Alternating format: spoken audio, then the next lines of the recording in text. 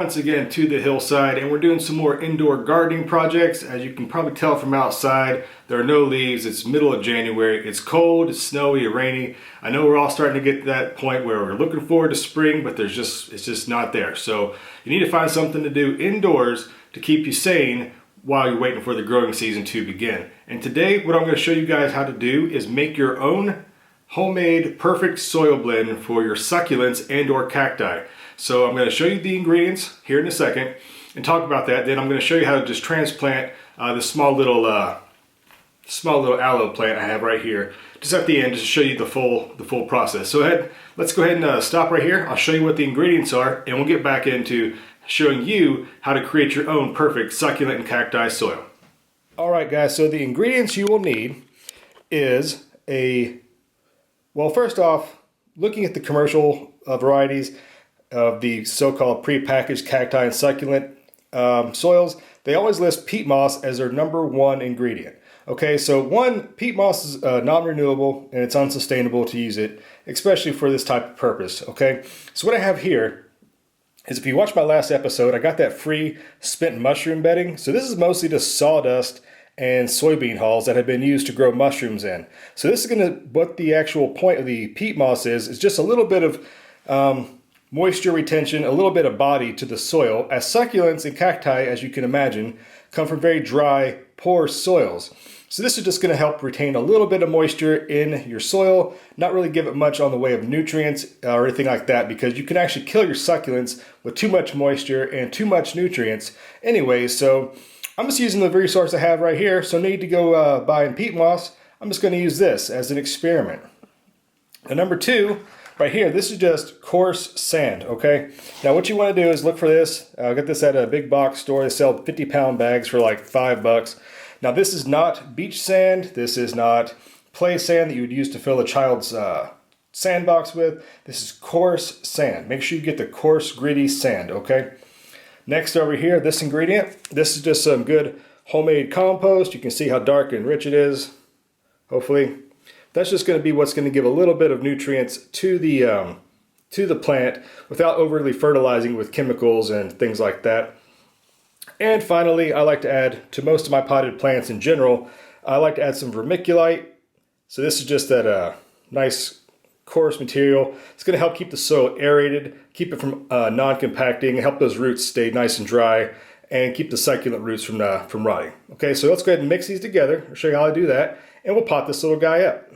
All right, guys, so that's the ingredients you're going to need. I got the mushroom bedding, I got the coarse sand, the compost, and some vermiculite, okay? So if you guys want to use peat moss, you can, but if you do take a look at the labels of all the commercial succulent and cacti material, they add a little bit of limestone at the end, a little bit of lime, because it's going to counteract the acidity of the peat moss. And succulents and cacti traditionally come from very alkaline or calciferous soils, so you need to actually counteract that. So since I'm not using peat moss, I'm not using an acidic soil base, I don't feel I'm going to have to add lime to this, but time will tell. Hopefully I'll need to, but I don't believe I will, so we're going to press on. So first off, this is just a recycled food container. I think this came with chicken or something in it. So gardening doesn't need to be expensive. Use what you have. I love saving these containers. You can reuse them several times, and when you're done, you toss them out because you're going to do that anyways, right? But anyways, let's get into this. So go ahead and add about some of the mushroom bedding into here. You can kind of tell here. Add to that, we're going to add some coarse sand, not too much, about like that. To that, we add the compost, which I'm just going to go ahead and add all of this in here. It's not that much, probably half a cup if you were to actually measure it out. And finally, add some of your vermiculite, as so. So I'm going to go ahead and pause right there. I'm going to mix this all together with my hands, because if you're a gardener, you know, you better like playing in the dirt. If not, you're trying to do a hobby. You know, this is fun. It's wintertime, it's January. There's just something about getting your hands dirty in the wintertime, kind of keeping you sane, keeping that connection with your plants and growing stuff like that. So at this time, what I'm looking for is I really want a very well aerated. I don't want any kind of compaction. If you look through your compost and find any kind of large pieces, like there's a couple here I need to pick out, little pieces of wood. I'm going to go ahead and pick those out here in a second when I'm done showing you guys. But yeah, it's just really easy. You don't need to overcomplicate this. Now, where I'm at right now, I think what it is, I'm going to add a little bit more sand to this because I think it should be a little bit more sandier and coarser, but I can always say it's like adding salt to your food, right? You can always add more salt, but you can't really take it away. And once you've added too much, well, you might as well just throw it away and start over again because it's, well, this is dirt, not food, but you know what I'm trying to say. You can always add more later, so take it slow. Go with that mentality that you can always add a little bit more to make it as perfect as you would like it. And still, I think I'm just gonna add a little bit more to that even so. So there you go. Yeah, this coarse sand, it really does help add the grittiness and the texture that the succulent plants are really gonna enjoy. So I think this combination right here is really gonna work out well. And this is kind of where I want it to be. And I'll zoom in close and show you here in 1 second once I finish mixing it. All right, so you can see from right here, see how this just crumbles and falls away?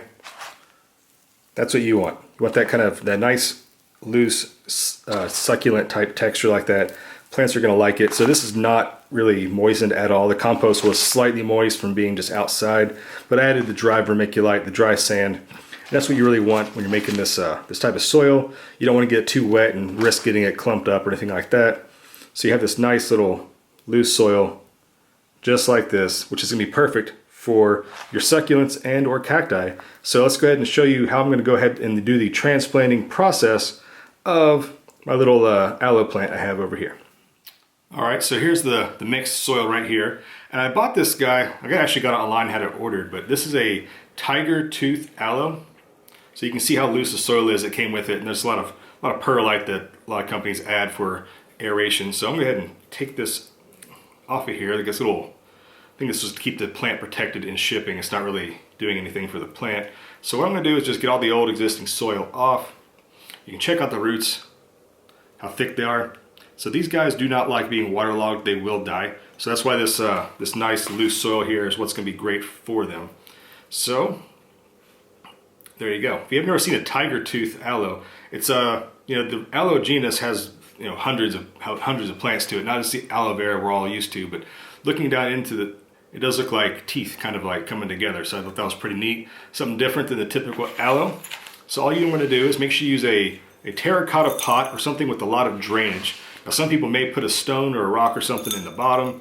I don't really find that to be necessary. As long as it's a terracotta pot, you're going to actually lose a lot of moisture to evaporation through the actual pot itself, which is perfect for these plants.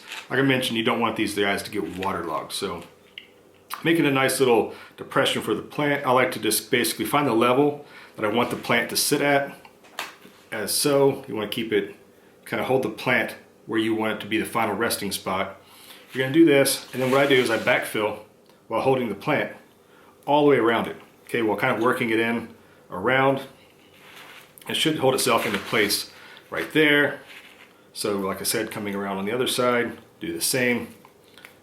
Just going to kind of keep packing it in around while keeping the plant at its height, because you don't want to bury any of these succulent pieces because they will rot underneath the soil level. So filling back again, give it a nice little tap, will help level things out. And this little spot here on this side keeps, there we go. That should be, there you go. Now your plant's not going anywhere. It's fully transplanted.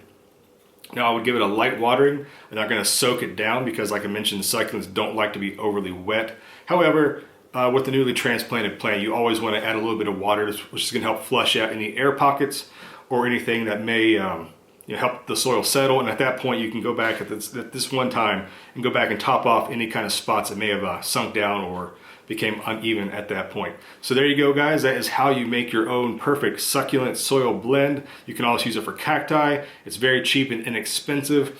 I had everything laying around except for I had to buy the bag of sand, which was, like I said, $5 for a 50-pound bag, which I can use over and over and over again, even with your other plants in the springtime. Adding a little bit of sand for helping improve drainage is never a bad thing, in my opinion. So I'm going to wrap it up right there, guys. Hope you're doing well this winter time. Hope you're finding some projects to keep you entertained and amused while you're waiting for springtime to get going once again. All right, guys, so from the Hillside, we'll check you guys later. See you next time. Bye-bye.